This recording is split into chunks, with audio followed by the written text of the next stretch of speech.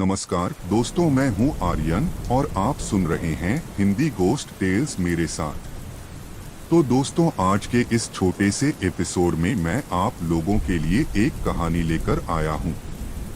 आज की जो कहानी है वह हमें मुंबई के करजत यहाँ रहने वाले विनायक जी ने भेजी है। मेरा नाम विनायक है और मैं करजत में रहता हूँ। मैं आर्यन जी के माध्यम से अपनी आप बती आपके साथ शेयर करने जा रहा हूँ। मुझे नहीं पता कि यहाँ सुनने वालों में ऐसे कितने लोग हैं जो भूत प्रेत में विश्वास करते हैं, क्योंकि किसी की बात पर विश्वास करना या ना करना यह इंसान के निजी अनुभव पर आधारित होता है। एक डरावना अनुभव मुझे भी हुआ था साल 1997 में। मेरा मानना है कि ऐसे भयानक अनुभव हर किसी को नहीं होते, लेकिन अगर आप किसी गलत समय किसी गलत जगह पर हो तो आपको ऐसी चीजें दिखाई देती है जो वास्तव में बहुत खौफनाक होती है। मुझे याद है कि 1997 में मैं क्रिसमस की छुट्टियों में अपनी मामा के घर चला गया था। उन दिनों मेरा मामा मुंबई के माहिम इलाके में रहता था और उनका घर एक झोपड़पट्टी में था। मतलब आप सब लोग जानते ही होंगे कि पड़पट्टी में घर और माहौल कैसा रहता है। मतलब सब मकान एक दूसरे को सटकर बने होते हैं, किसी का कोई आकार नहीं होता। कोई मकान छोटा तो कोई बड़ा, कोई एक मंजिला तो कोई नाटा। झोपड़पट्टी का हर मकान उसमें रहने वाले की हैसियत बताता है। यहाँ उनकी एक अलग ही दुनिया होती है। तो मेरे मामा का जो मकान था वह एक मंजिला था। ऊपर की मंजिल पर जाने के लिए बाहर से सीढ़ियां बनी हुई थी, जैसे कि आमतौर पर होती है लोहे की सीढ़ियां जो अक्सर झोपड़पट्टी के मकानों में देखी जाती है। तो उन दिनों में और मेरे मामा का लड़का हम मस्त छुट्टियां मना रहे थे। वह भी तब 11वीं कक्षा में था और मैं भी। दिन भर हम क्रिकेट खेलते थे और रात में बस यहाँ वहाँ दोस्तों के साथ घूमते रहते थे। उस वक्त कोई क्रिकेट का टूर्नामेंट चल रहा था जिसमें मामा के लड़के के कॉलेज के दोस्तों ने हिस्सा लिया था। तो एक दिन हुआ यह कि अचानक से मामा का लड़का ऋषभ बीमार पड़ गया। तो उसकी जगह उनकी टीम ने मुझे खेलने के लिए कहा। उस दिन टूर्नामेंट में झगड़ा होने के कारण मैच रात भर चला। मतलब जो मैच 9:10 बजे तक खत्म हो जाते थे वह उस रात खत्म होने में 12 से 12:30 बज गए। अब ऋषभ और मैं हम ऊपर की मंजिल पर ही सोते थे और मामा मामी नीचे के कमरे में। तो रात मैच खत्म होने के बाद मैं मामा के घर जाने के लिए निकल पड़ा। ऋषभ के कॉलेज के दोस्त मेरे भी दोस्त बन गए थे, तो उनके साथ चलते बातें करते कितना वक्त गुजर गया मुझे पता ही नहीं चला। रात के 1 बज रहे थे और उस वक्त मैं गली के सामने था। अब वो जो झोपड़पट्टी थी बहुत ही संकरी जगह थी, जैसे कि आमतौर पर झोपड़पट्टी में देखी जाती है। मतलब मुख्य रास्ते से एक संकरी गली से अंदर जाने पर एक जगह आगे 2 गलिर निकलते थे और उसी जगह पर एक दुकान थी जिसका लाइट रात भर जलता रहता था। अब मैं रास्ते से गली के अंदर चला गया और ठीक उस दुकान तक पहुंच गया। यहाँ दुकान का बल्ब जल रहा था। बल्ब की रोशनी दोनों गलियों में पड़ती थी। मेरे मामा का मकान बाएं हाथ की गली में आगे था, तो दाएं हाथ की गली में ज्यादा मकान नहीं थे, पर वहाँ सबसे आखिर में उस इलाके का सार्वजनिक शौचालय था और ठीक उससे पहले एक नलका था जहां वहां के आसपास के लोग पानी भरा करते थे। अब वह दोनों जगह काफी आगे होने के कारण वहां तक बल्ब की रोशनी बहुत कम पहुंचती थी। और जब मैं वहां पहुंचा तो मैंने सोचा कि घर जाने से पहले टॉयलेट होकर जाता हूं और टॉयलेट से आने के बाद मामा के घर चला जाऊंगा। पर जैसा ही मैं दाएं हाथ की गली के अंदर घुसा, कुछ कदम आगे जाने पर मुझे छपाक की आवाज सुनाई पड़ी। वो आवाज सुनकर एक पल के लिए मैं अपनी जगह पर ही रुक गया और मैंने थोड़ा गौर से देखा सामने की तरफ। आगे धुली रोशनी में मुझे इतना कुछ नजर तो नहीं आ रहा था, पर वहां नलकी के पास कोई औरत थी। वह वहां बैठी हुई कुछ कपड़े वगैरह धो रही थी। उसे देख में कुछ देर वही रुका रहा और सोचने लगा कि वो औरत इतनी रात में इतने अंधेरे में यहाँ क्या धो रही है? वहाँ इतने अंधेरे में उसे कुछ दिखाई भी नहीं देता होगा। और नहीं, इस वक्त नलके को पानी आता है। मैंने मन ही मन में सोचा, ये कोई पागल औरत होगी। और फिर से मैं कुछ कदम आगे बढ़ा और ये ही माई कुछ कदम आगे बढ़ा। मुझे अब उसके हल्के हल्के रोने की आवाज सुनाई पड़ी।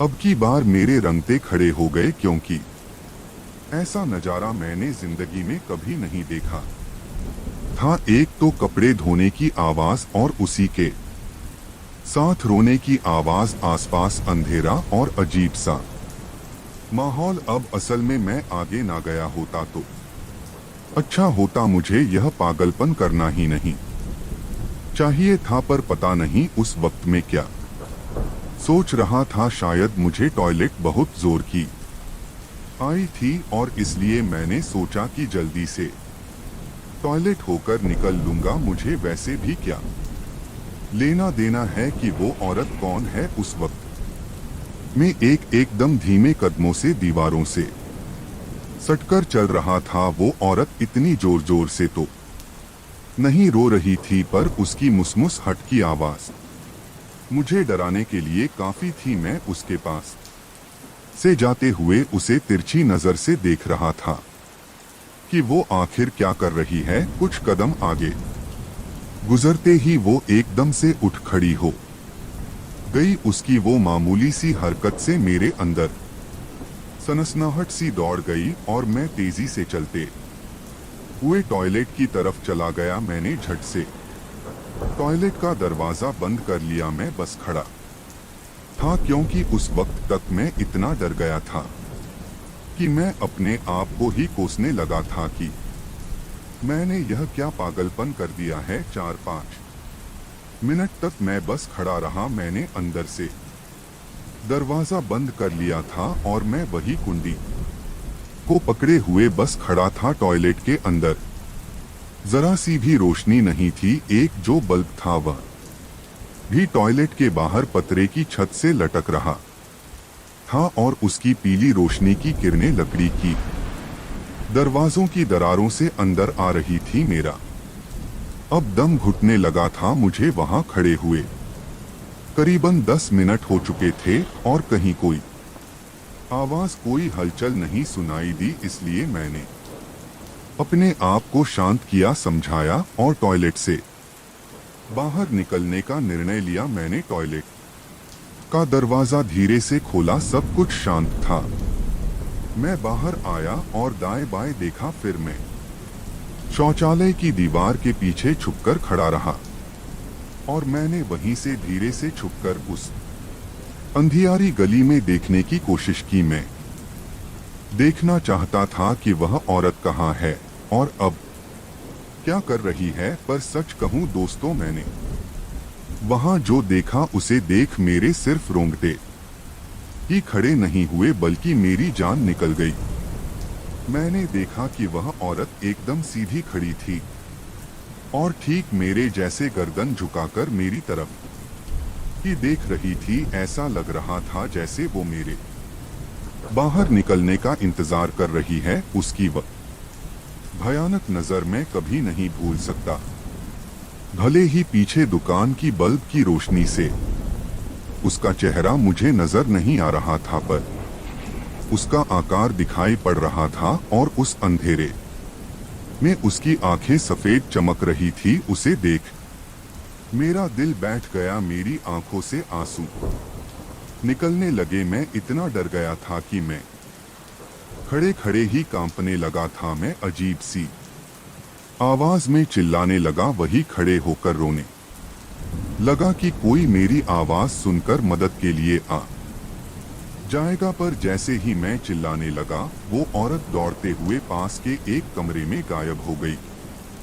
हैरानी की बात यह थी कि उसका दरवाजा बंद था और फिर भी वह वहां से अंदर चली गई थी। मैं हिम्मत कर कांपते हुए दौड़ता लड़खड़ा हुआ वहां से भाग खड़ा हुआ और किसी तरह वापस चला गया। मामा के घर पहुंचा और जोर जोर से चिल्लाते हुए दरवाजा पीटने लगा। मामा ने दरवाजा खोला और मेरी हालत देख वो भी डर गया। मेरी हालत को देख वो बार बार मुझसे पूछ रहा था कि क्या हुआ है, सीने मारा क्या, किसी के साथ गड़ा हुआ क्या, पर मैं जवाब देने की हालत में ही नहीं था। मैंने जो कुछ देखा था उससे बुरा कुछ हो ही नहीं सकता था। मेरे मुंह से तब शब्द ही नहीं निकल रहे थे। मुझे अचानक से तेज बुखार चढ़ गया था। मामा ने तुरंत मुझे उठाया और सरकारी अस्पताल लेकर चला गया। उसे लगा कि शायद मुझे दिल का दौरा पड़ गया है। मतलब मेरी हालत लगभग वैसी ही थी। रात भर मुझ पर इलाज हुआ, मुझे शांत कराया गया। मैं, मम्मी पापा भी सुबह सुबह अस्पताल पहुंच गए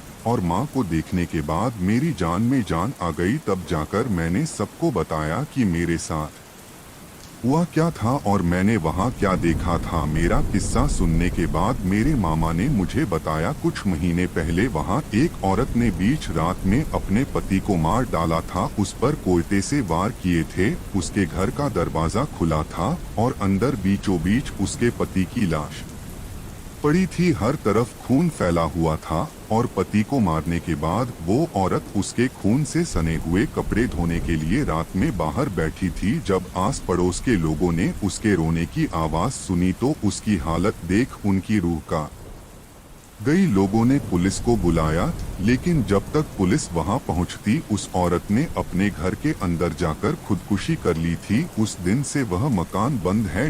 तो दोस्तों, यह था एक छोटा सा डरावना सा किस्सा। ये कहानी आपको कैसी लगी मुझे कमेंट करके जरूर बताएं। अगर आपने मेरी पिछली कहानी नहीं सुनी है तो वो वीडियो और मेरे चैनल की जो प्लेलिस्ट है वो अब आपको यहाँ दिखाई दे रही होगी। आप उन्हें सुनकर कहानियों का आनंद ले सकते हैं। यदि आप चाहते हैं कि मैं भविष्य में आपकी कहानी सुनाऊं, तो कृपया डिस्क्रिप्शन में दिए गए ईमेल आईडी के माध्यम से अपनी दिलचस्प और रोमांचक कहानियां मेरे साथ साझा करें। और मिलते हैं अगले मंगलवार को ऐसी ही किसी डरावनी कहानी के साथ।